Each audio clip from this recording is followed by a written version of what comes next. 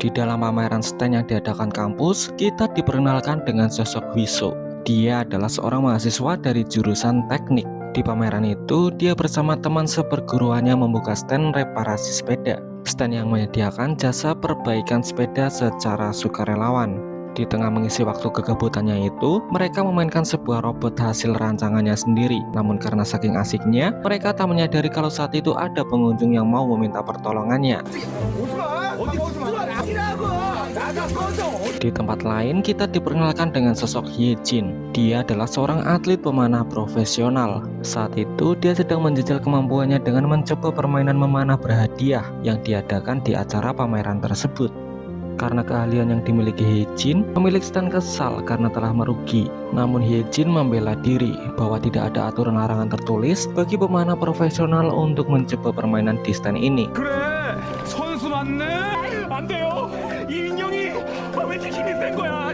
Saat Hyejin mau pulang, kursi roda yang dipakainya rusak dan tak bisa dikontrol dengan baik. Alhasil, Hyejin pun terjatuh tepat di stand yang dijaga Hwiso. Alih-alih menolong Hyejin duluan, pandangan Hwiso malah fokus pada kursi roda yang memang perlu sedikit perbaikan.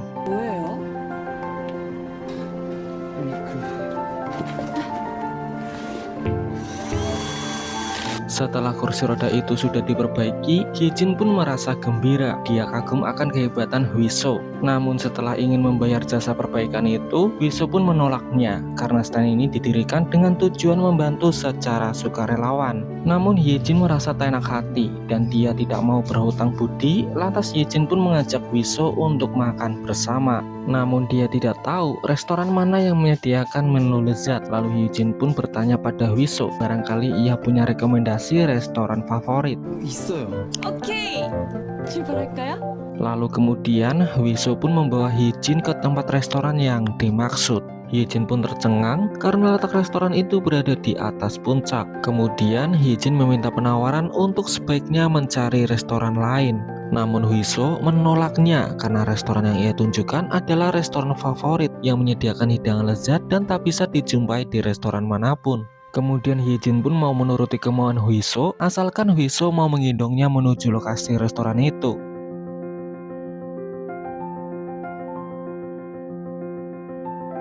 Setelah mencicipi hidangan itu, Hyejin pun terkesan karena hidangan yang disajikan sangatlah lezat. Hyejin pun menyebut Hwiso adalah orang yang beruntung karena bisa mengunjungi tempat ini kapanpun yang ia mau. Lalu Hwiso pun mengatakan bahwa ingatan seseorang mungkin bisa berubah, tapi soal selera tidak akan bisa berubah.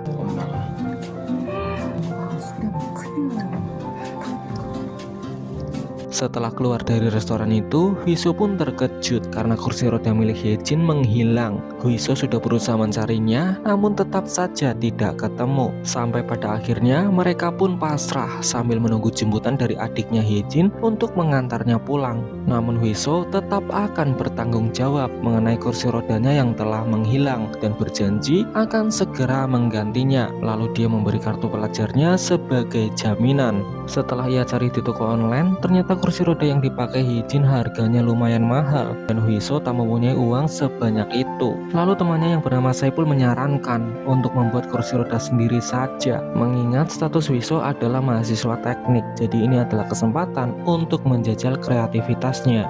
Kemudian Hwiso segera pulang ke rumah. Dia memanfaatkan usaha bengkel ayahnya untuk merakit kursi roda sendiri. Sementara itu, ayah Hyejin yang mempunyai sifat galak ini memarahi anaknya karena suka keluyuran dan main sama orang yang gak jelas. Namun Hyejin tidak memperdulikan sikap ayahnya itu. Lalu dia bilang ke ayahnya untuk mengurusi urusanmu sendiri saja dan tak usah ikut campur urusan orang lain. Seminggu kemudian, Hwiso mengunjungi tempat pelatihan memanah Hyejin sambil membawakan kursi roda hasil bikinannya sendiri untuk diberikan padanya. Di sini Hyejin benar-benar merasa senang karena kursi rodanya sangat nyaman dipakai.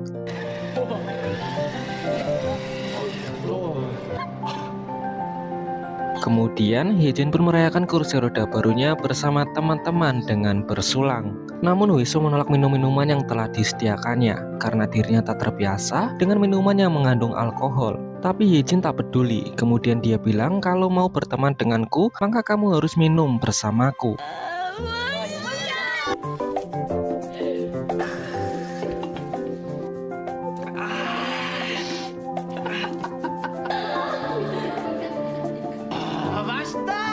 Dan ya, akhirnya Huiso pun tak sadarkan diri. Maka Hyejin yang harus bertanggung jawab untuk mengantarnya pulang.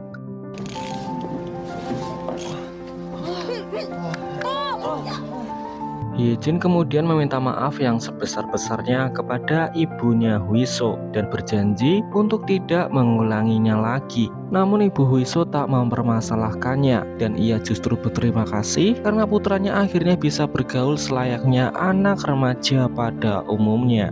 Di keesokan harinya, teman Huiso yang bernama Astrul mengabarkan bahwa pertandingan permainan tembak-tembakan akan segera dimulai. Kemudian Huiso mengajak Hyejin untuk ikut main menjadi anggota bagian dari timnya.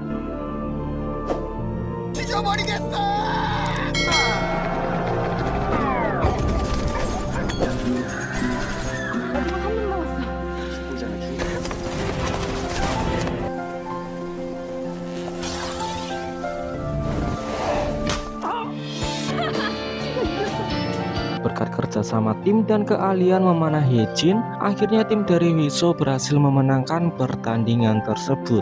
Lalu kemudian mereka merayakan kemenangan ini dengan berkemah di sebuah taman. Setelah itu hubungan Huiso dengan Hyejin terjalin semakin dekat. Mereka saling memperkenalkan passionnya masing-masing. Kemudian kembali menikmati hidangan di restoran favoritnya. Hari itu adalah hari yang paling spesial bagi mereka. Sesampainya di rumah, ayah Hyejin langsung mengatakan keinginannya untuk menjodohkan putrinya dengan pria pilihannya. Namun Hyejin menolaknya karena ia tak mencintai pria pilihan ayahnya itu. Hyejin pun merasa sedih karena selama ini hidupnya selalu diatur-atur. Hyejin ingin merasa bebas dan bahagia dengan caranya sendiri, dan kebahagiaan itu selalu muncul ketika dekat dengan Huiso.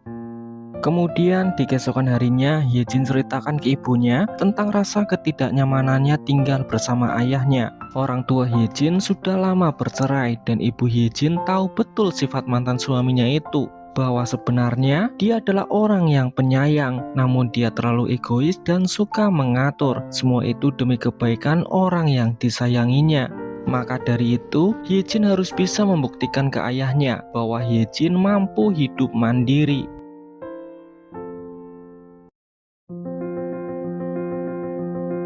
Saat Hyejin dan rekan setimnya berangkat untuk mengikuti seleksi panahan timnas, salah satu rekannya mengalami kram otot dan harus segera dilarikan ke rumah sakit. Maka dari itu, Hyejin pun meminta Huiso untuk menyetir mobil menuju lokasi seleksi panahan itu. Namun Huiso mengatakan bahwa ia tidak bisa karena hari ini ia harus menemui dosennya. Padahal alasan sebenarnya adalah ia tidak bisa menyetir mobil karena trauma yang dialaminya pada masa lalu. Setelah itu, Huiso pun latihan menyetir menggunakan alat virtual. Namun temannya menyuruh Huiso untuk mengemudi secara langsung.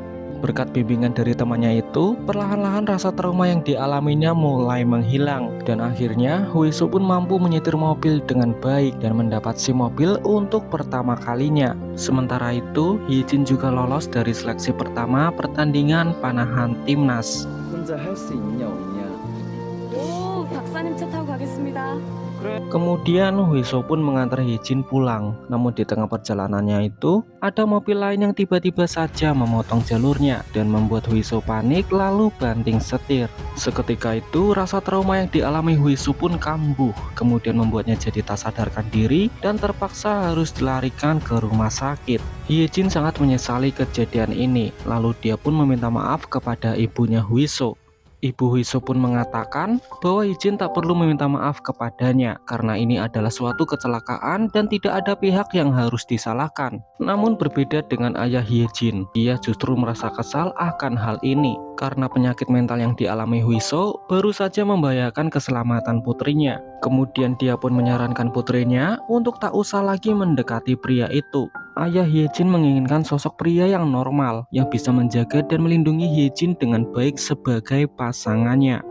Perbincangan mereka terdengar oleh Huiso, maka Huiso pun meminta Hyejin untuk tak usah lagi saling bertemu. Karena hal itu pikiran Hyejin pun menjadi kacau dan sulit berkonsentrasi saat latihan memanah. Temannya sadar bahwa suasana hati Hyejin sedang kurang baik, maka dia pun merangkul Hyejin untuk menenangkan pikirannya. Lalu Hyejin pun keluarkan semua unek-unek yang ada di pikirannya, bahwa dia sangat mencintai Huiso dan perasaan hatinya sangat hancur ketika Huiso bilang padanya untuk tidak saling bertemu lagi. Hyejin merasa bahwa dirinya telah membuat kesalahan besar, sehingga Huiso berbicara seperti itu.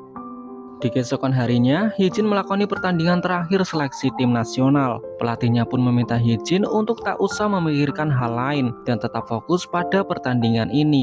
Namun tetap saja, Hyejin kesulitan untuk berkonsentrasi. Lalu tiba-tiba saja Huiso datang menemui Hyejin di pertandingan itu untuk memberinya dukungan semangat. Huiso kemudian meminta maaf karena telah meninggalkan Hyejin dan dia juga berjanji akan selalu ada ketika Hyejin memerlukan bantuan.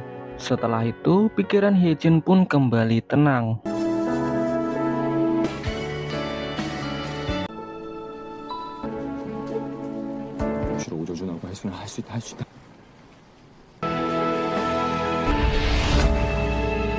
Dan ya, Hyejin pun berhasil memenangkan pertandingan ini dan terpilih untuk bergabung menjadi anggota timnas. Setelah itu, hubungan Hyejin dengan ayahnya pun membaik. 하는 건 아빠하고의 추억을 푼돈 몇 푼에 날리고 싶지 않다. 이제 알았어.